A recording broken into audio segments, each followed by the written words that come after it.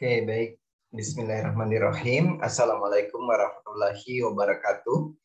Jumpa lagi dengan saya, Nars Darman. Pada kesempatan kali ini, saya akan memberikan materi, men-share terkait dengan asuhan keperawatan gawat darurat atau penanganan gawat darurat pada pasien dengan kasus luka bakar. Ya, jadi kasus luka bakar ini sebenarnya hampir tiap hari ya kejadiannya, baik itu kita saksikan secara langsung maupun kita lihat melalui media ya. Dan kasus luka bakar ini memang menjadi permasalahan dunia, di mana WHO itu sendiri, Badan Kesehatan Dunia, telah melaporkan bahwa setiap tahunnya kejadian luka bakar sekitar 180.000 yang mengakibatkan kematian, dan itu kejadiannya terutama pada negara-negara dengan penghasilan ke bawah dan juga menengah. Nah, tentunya kasus kejadian luka bakar ini mengakibatkan beberapa dampak, baik itu pada lingkungan maupun pada manusia, ya. Dan luka bakar itu sendiri dampaknya pada manusia bisa mengakibatkan mortalitas dan morbiditas. Jadi bisa mengakibatkan angka kesakitan, ya kecacatan, dan juga bahkan yang paling fatal adalah kematian.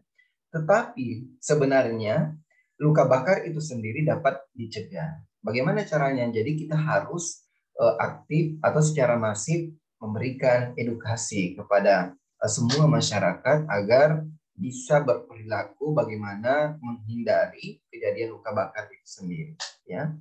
Nah, sebelum kita membahas lebih jauh, ya, kita lihat dulu hal ini. Jadi karena luka bakar itu sendiri erat kaitannya dengan kulit, ya. Jadi kita akan mempelajari tentang anatomi dan fisiologi, ya, kulit itu sendiri atau sistem integumen. Tetapi ini sifatnya hanya review saja karena ini adalah mata kuliah lanjutan. Selanjutnya pengertian luka bakar, apa itu luka bakar atau definisi luka bakar, kemudian klasifikasi ya atau derajat luka bakar ya. Kemudian bagaimana memberikan edukasi pencegahan luka bakar, kemudian pengkajian atau asesmen born ya, kemudian perhitungan luas luka bakar atau TBSA, total body surface area, bagaimana menentukan diagnosis keperawatan, ya, menyusun intervensi keperawatan, bagaimana memberikan implementasi ya, baik itu pada fase darurat, kemudian akut dan rehabilitasi, kemudian ada beberapa fase perawatan luka bakar, bagaimana memberikan resusitasi cairan, kemudian bagaimana melakukan perawatan luka bakar secara modern, ya. Nah, langsung saja kita lihat yang pertama bahwa jadi kita review dulu anatomi dan fisiologi kulit ya. Jadi kulit itu sendiri terdiri atas 3 bagian. Jadi ini bagiannya ya ada 3. Yang pertama ada epidermis, kemudian ada dermis lapisan yang kedua, dan lapisan yang ketiga ada hipodermis ya. Nah, ketika ketiga lapisan ini masing-masing memiliki bagian-bagian ya, kemudian juga masing-masing memiliki fungsi ya. Jadi bagian yang terluar itu adalah disebut dengan epidermis ya. Jadi bagian yang terluas disebut dengan epidermis, di mana epidermis itu sendiri dia terdiri atas keratin, keratin ya, dan bertingkat epitel squamosa. Jadi itu terbuat dari 4 atau sekitar 5 lapisan sel epitel ya. Nah, jadi epidermis itu sendiri tidak memiliki pembuluh darah ya, jadi dia tidak memiliki pembuluh darah sehingga mohon maaf ketika terjadi cedera atau luka pada lapisan epidermis saja, maka si pasien atau korbannya itu tidak akan mengalami pendarahan. Jadi tidak akan ada darah yang keluar karena memang tidak ada pembuluh darah di situ. Lalu mungkin ada yang bertanya bahwa epidermis itu kan untuk berfungsi atau bertahan hidup dia membutuhkan nutrisi. Nah, nutrisi itu sendiri kan biasanya dibawa oleh darah melalui pembuluh darah. Sementara epidermis ini tidak memiliki pembuluh darah. Jadi kalau begitu bagaimana cara epidermis ini mendapatkan nutrisi? Jadi epidermis itu untuk mendapatkan nutrisi dia dibawakan oleh dermis, ya. Jadi dia dibawakan oleh dermis dan pembuangan limbah juga itu melalui membran basal, ya. Nah, epidermis itu merupakan lapisan kulit yang sangat tipis. Jadi ini yang sangat tipis sekali, ya. Kecuali mungkin bagian-bagian tertentu seperti telapak tangan, ya, kemudian telapak kaki itu lebih tebal. Nah, di epidermis ini sendiri ada beberapa lapisan, ya, ada lapisan stratum basal, kemudian ada lapisan stratum spinosum, granulosum, kemudian ada lapisan stratum corneum. Nah, di antara lapisan ini ada yang berfungsi untuk memberi warna pada kulit. Jadi dia menentukan atau memberi warna apakah kulit itu menjadi berwarna hitam, black, ya, kemudian brown atau coklat, kemudian putih, ya, atau bening. Kemudian selain itu dia juga melindungi sel dari sinar ultraviolet, ya. Kemudian selain dari dua yang saya sebutkan tadi, fungsi utama dari epidermis adalah bertindak sebagai penghalang cedera. Jadi penghalang baik itu hal-hal yang bisa mencederai yang bersifat fisik, kemudian biologis terhadap lingkungan eksternal. Dan epidermis ini juga mencegah penetrasi oleh iritasi dan juga alergen. Ya, selain itu epidermis ini juga mencegah hilangnya air dan mempertahankan homeostatis internal. Ya, nah kita lihat lagi lapisan yang kedua. Jadi ingat ya, di epidermis ini tidak ada saraf, ya. Kemudian tidak terdapat juga pembuluh darah, sehingga yang tadi saya katakan epidermis itu dia hanya sensasi saja. Ketika cedera di epidermis, ya, tidak akan ada nyeri, kemudian tidak akan ada pendarahan karena memang tidak ada pembuluh darah dan tidak ada saraf di situ, ya. Kemudian kita lihat lapisan yang kedua adalah lapisan dermis, ya. Nah, di lapisan dermis ini terdiri atas pembuluh darah. Jadi disinilah letaknya pembuluh darah di bagian lapisan dermis, ya. Kemudian ada getah bening, ada saraf dan struktur lain juga seperti folikel rambut dan juga kelenjar keringat. Jadi ini folikel rambut, ya. Kemudian ada kelenjar keringat ini, ya. Kita lihat ini letaknya di lapisan dermis. Nah, kira-kira apa saja fungsinya, ya? Apa fungsi dari dermis itu sendiri? Jadi dermis ini menghubungkan antara, karena dia lapisan yang tengah, ya, sehingga epidermis ini berfungsi untuk menghubungkan epidermis dan hipodermis, ya. Selain itu juga memberikan nutrisi, ya, pada epidermis. Nah, dermis itu sendiri juga atau lapisan kulit yang kedua ini sebagai perlindungan, ya, dan juga memberikan kekuatan dan elastisitas. Kenapa fungsinya sebagai elastisitas? Karena dia memiliki serat kolagen dan elastin, ya. Jadi ketika kita memeriksa elastisitas kulit, ya, apakah elastis atau tidak, ya, sebenarnya itu kita sudah memeriksa lapisan yang kedua, lapisan dermis, ya. Kemudian dia juga berperan untuk proses penyembuhan luka. Jadi dermis ini atau lapisan kulit yang kedua berperan pada proses penyembuhan luka karena memiliki kolagen dan elastin, ya. Nah, lapisan yang terakhir, ya, mohon maaf sebelum saya jelaskan lapisan yang terakhir, lapisan hipodermis. Jadi dermis ini ketika cedera itu akan ada darah yang keluar, ya. Disitulah akan pendarahan karena memang letak pembuluh darah di situ. Kemudian di epidermis itu ketika cedera dia juga akan, si penderita ini akan merasakan nyeri yang luar biasa karena di situ memang letaknya saraf, ya. Kemudian lapisan yang ketiga adalah lapisan hipodermis. Nah, hipodermis ini adalah lapisan yang paling dalam. Ya.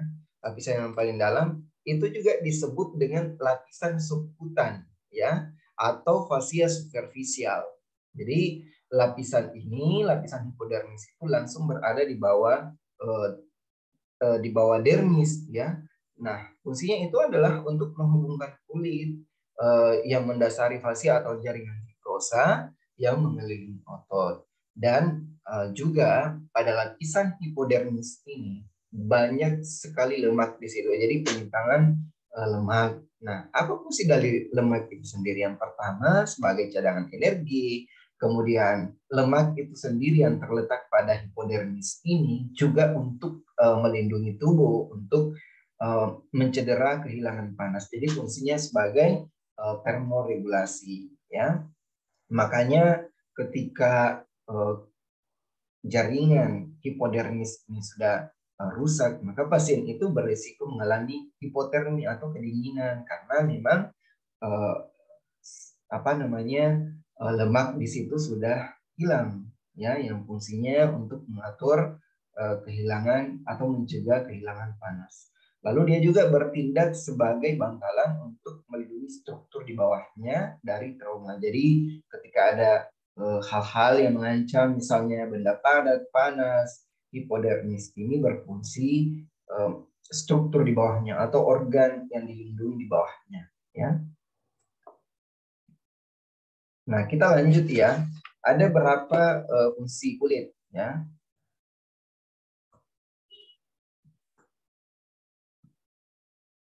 Maaf.